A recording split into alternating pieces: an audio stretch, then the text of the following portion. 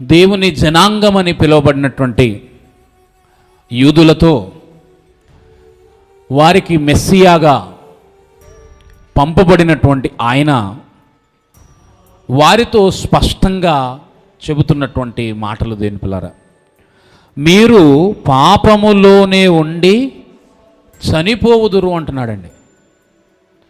అన్ని జనులతో చెప్పబడిన మాట కాదు. ఆనాడు ఇశ్రాయేలు జనాంగముగా దేవుని ప్రజలుగా ఉన్న వారితో వారి ఆత్మీయ స్థితిని స్పష్టంగా చాలా సూటిగా ప్రభు అయిన యేసుక్రీస్తుల వారు మాట్లాడుతున్నటువంటి సందర్భాలు ఇక్కడ రాయబడ్డాయి. దేవుడు ఏర్పాటు చేసుకున్న జనాంగము పాపములో మరణించడానికి గల కారణాలేంటి, వారు పాపములో మరణిస్తారని ఎందుకు యేసు ప్రభుల వారు వారికి చెబుతున్నారు? అంతేకాదు, నేను వెళ్ళు చోటుకి మీరు రాలేరు అని వారితో ఎంత సూటిగా స్పష్టంగా ప్రభు చెబుతున్నాడో చూడండి దేని పిల్లలు. ఆలోచన చేయాలి. అందుకనే ఏ మాట లేఖనాల్లో రాయించబడి ఉన్నా ఎందుకు ఆనాడు యూదులతో చెప్పింది ప్రభు ఈరోజు మన మధ్యలో ఆయన రాయించి మాట్లాడుతున్నాడు. ఎంతో గొప్ప ప్రాధాన్యత కలిగిన జనాంగము ఎందుకని పాపములో చనిపోతూ ఉన్నారు?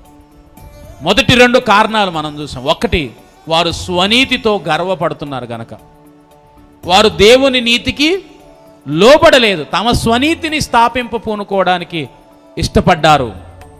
అలాగే రెండవదిగా మనం చూసాం, వారు పరలోక సంబంధులుగా జీవించలేదు, దేవుణ్ణి కలిగి కూడా భూ సంబంధులుగా వారు లోక సంబంధులుగా బ్రతికారు.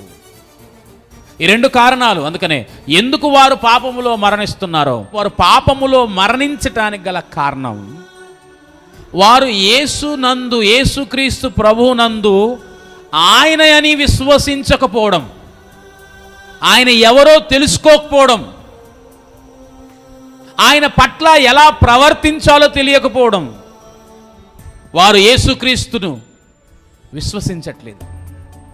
ఆయన ఎవరో తెలిసి ఉండి కూడా తెలియనట్లుగా నటిస్తున్నారు.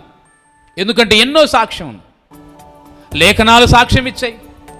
వారి మధ్యలో ఆయన నివసిస్తున్నప్పుడు ఎన్నో సూచనలు.